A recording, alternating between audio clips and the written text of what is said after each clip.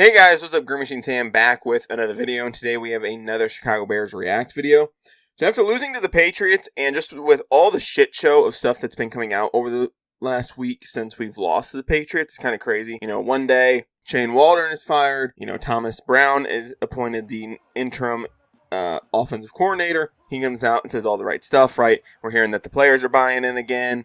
Jaquan Brisker going on IR after spending a month missing games. And it being reported that it could be a much more serious issue and that he could have some long-term effects, and that, you know, there is some reports and some people speculating that this could be the end of his career, even possibly, depending on how bad the situation gets. Seeing the injury reports every week and it's just stacking up on the offensive line, Nate Davis being cut, you know, all this different stuff. And then there was just apparently a rumor or a report saying that Tyson Bagent's dad is apparently spreading rumors to ESPN, spreading fake rumors to ESPN about veteran players wanting Bagent to step in and play and giving Caleb Williams a break. Apparently that's all fake, and that was reported by his father and sent to ESPN. There's been a leak about that now.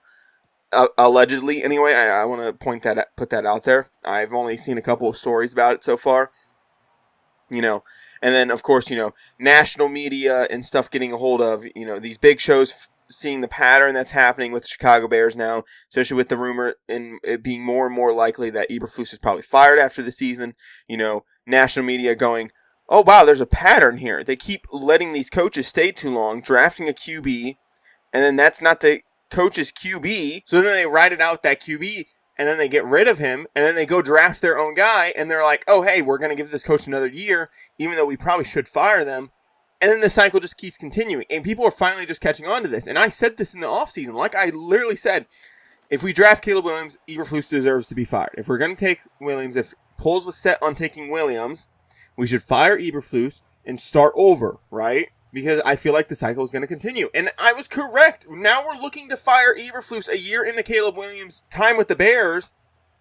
And now we're just starting the cycle again. Because now you have to go and find a head coach that actually wants to work with Caleb Williams. But what happens if him and Caleb Williams don't fit completely? You know, because you can only have, you know, a couple sit-downs with coaches before you probably have to make a decision relatively fast. You can't be sitting there going, well, we don't know if this is the perfect guy. We don't know how they're going to mesh in 2 years. You know, because 2 years down the road, Caleb Williams and that coach might be butting heads, being like, hey, one of us can only stay, and just it won't work out. So, of course, we're going into the same cycle again. And it's just funny watching all these, you know, news / you know, sports shows, you know, talking about it, finally realizing it, and being like, wow, this has happened 3 times in a row. Hell, you can even consider it 4 times in a row with Jay Cutler. You know, all these different things. I don't know. It's so crazy that we're going into this for the 3rd straight time that nobody in the Bears organization from ownership down has even noticed this, or if they care, right? There's been reports of owners, you know, across different leagues being like, this is a business for me. This isn't, you know, I don't give a fuck about winning necessarily. It's just more of a business. If we're making money and if I'm earning money, I don't care. You know, you see it especially in leagues like the MLB where you don't have to spend as much and you can probably still make a shit ton of money. You can see it across all types of leagues, right? Where it's just like, well, if I'm making money, I don't care enough. It's just annoying, right? And I'm not saying that the McCaskey family is like that either. I just want to point that out there. But there's a possibility they could be. They're like, oh, hey, well, Chicago Bears fans are still going to buy tickets. They're still going to show up to the games. They're still going to buy apparel. They're still going to do all this stuff. So why does it really matter if we put a winning, you know, team out there? As long as they're still showing up. We'll fix stuff when we need to. But other than that, who really cares, right? You know, and, you know, we have people in the locker room basically seeming like they want out, or it's just all over the place. It's just kind of getting crazier and crazier with the times, right? Nate Davis finally got cut. And like I said, there's a rumor, allegedly, that Tyson Bagent's dad is sending fake reports to ESPN and other news-related places, being like, hey, some of the veterans in the locker room have been talking. They want Tyson in. Maybe you should spread this out. Apparently that hasn't really happened according to sources. Now, I could have some information wrong, right? This is a developing story, of course. But still, it's just kind of crazy that some of this stuff is going on. It's just really annoying. It really is. But one thing I am happy to see is that people are finally coming to the grips of maybe Ryan Poles isn't as good as he thinks he is, or maybe he isn't as good as we thought he was. I've been saying this. Like, he lucked his way into the fucking Panthers trade. The Panthers were desperate. They fucking made a bad move. But as of right now, our trade on our side doesn't look too great, right? If you think Caleb Williams is a bust, then the trade doesn't look great, right? Because you traded one for one, and you got Caleb versus Bryce, right? If you think he's a bust. I'm not saying he is. I don't believe it. I'm still all in on Caleb. It's his rookie season. I give quarterbacks 3 to 4 seasons before I'm fully like, okay, making up my mind here. But if you want to consider Caleb a bust, right? It's a 1 for 1 for Bryce Young. That kind of washes itself. Now, you could argue, is Caleb better than Bryce? I think so. More than definitely, in my opinion. But you could argue, who's better between the two of them. Tyreek Stevenson is somebody that Bears fans kind of want to cut, right? So if you're kind of like, oh, well, we kind of wanted Tyreek Stevenson cut, that's a pick from the Panthers trade. If you say you want it, Darnell Wright has regressed. And to be honest now, looking back at us trading from 9 to 10 so that the Eagles could move up and take Jalen Carter and we can move back a spot and pick up extra draft capital to take Darnell Wright, that's not looking like a very good trade either. Because you gave up Jalen Carter, which I understand the character concerns going into the draft process and all that fun stuff, but you gave up Jalen Carter and Darnell Wright isn't looking like a clear tackle of the future for us. I know this is only year 2, right? I get that. But offensive line, I think it's pretty quick and easy to tell whether or not a player has it. And as of right now, he doesn't look like he has it. Now, is that because he doesn't have a good right guard next to him, or at least a solid enough right guard next to him? That definitely could be the case. But you do have to look at the tape and film and look at it and go, he hasn't looked very good, right? I'll say that. Then we talk about other parts of the deal. Torrey Taylor's good, right? Okay, I get that. We still have the number 2 coming up this season. But the Panthers trade looks worse and worse. And then when you take into all the other moves he's made, he signed Nate Davis over James Daniels because he wanted his own guy in the building. He traded for Chase Claypool, traded basically a first to go get Chase Claypool to turn around and trade him for a 7th not more than a year later. Then you draft Velus Jones in the 3rd round.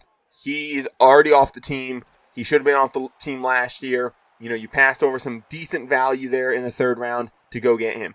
Jaquan Brisker is on.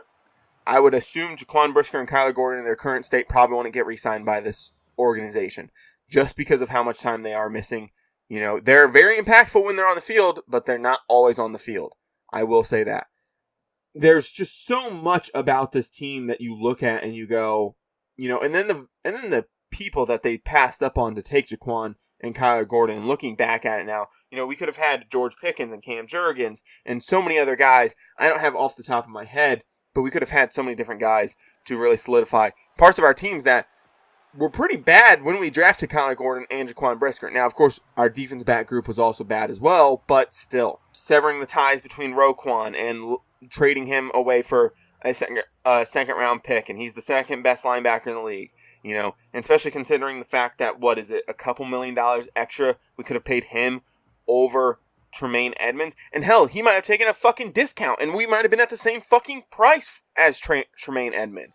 So it's just like, you sent Roquan away, you drafted Velus Jones, you traded for Chase Claypool, you signed Nate Davis, you lucked into the Panthers trade, all this different stuff. Darnell Wright's not looking the best. Tyreek Stevenson has looked good, but fans wanted him cut. Caleb Williams hasn't developed. You're continuously running it back with Eberflus. There was even a report 2 weeks ago after the Commanders lost, when everybody started calling for Eberflus's head, that there might be a scenario where Eberflus is even back next year.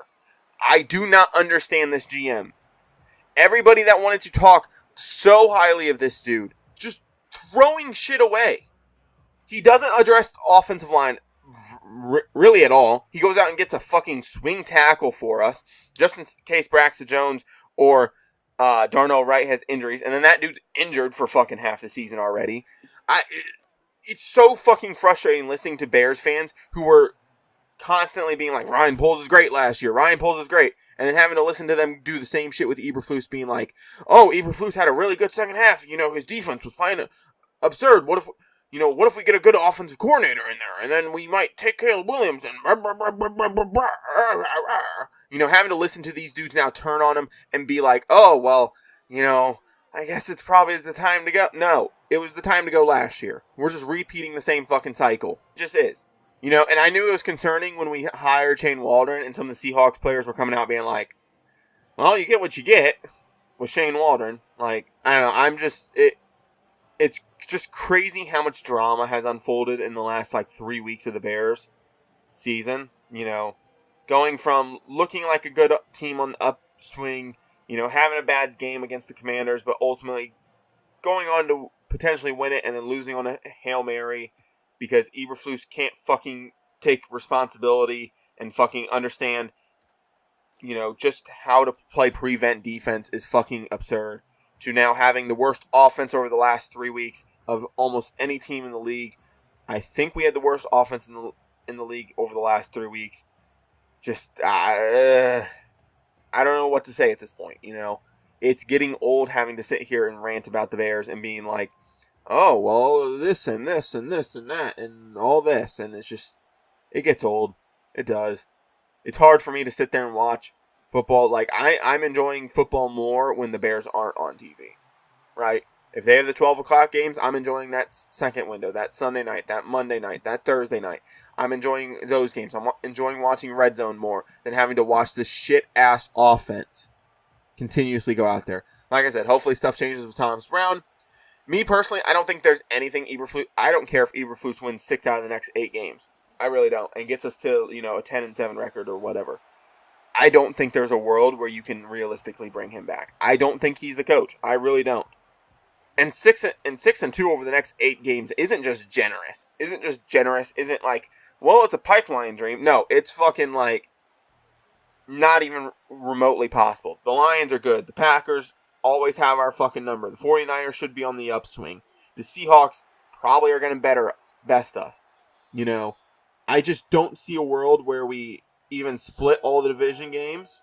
Like I said, I don't even see a world where we split the division games right down the middle, right? We take one against the Lions, we take one against the Vikings, we take one against the Green Bay Packers, and then we hopefully split one of the 2 remaining NFC West games.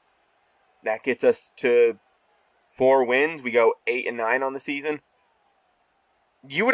Eberflus would have to go on such a magical run to even have me remotely back interested in him. Like, I'm talking win all the divisional games, win one of the 2 NFC West games, you know, get us 7 wins out of the next 8 games, get us to 11, and then possibly win a playoff game for me to even be remotely interested in bringing him back.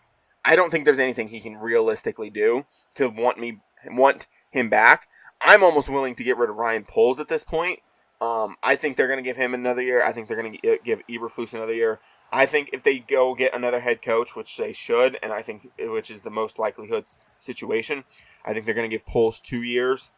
I don't think they'll give him much more than that. Maybe 3, but I think it would definitely be 2 years. I think it would be a very short leash, but I think it would be 2 years. But with that being said, guys, if you guys enjoyed this video or any of the videos here on my channel, I would appreciate it if you guys do stick around and subscribe. I'll be back with more videos like this, but for now, I'm out.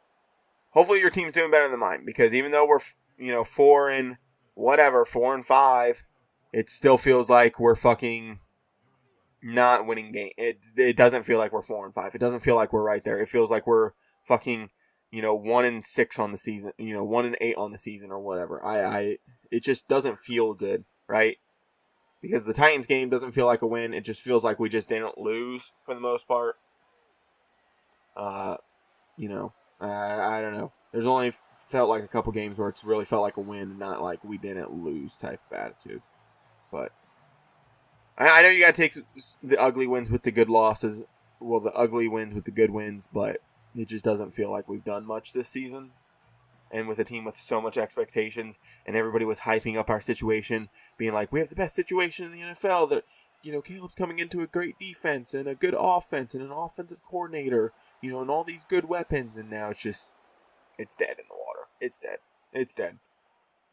But whatever. I'm out. Peace.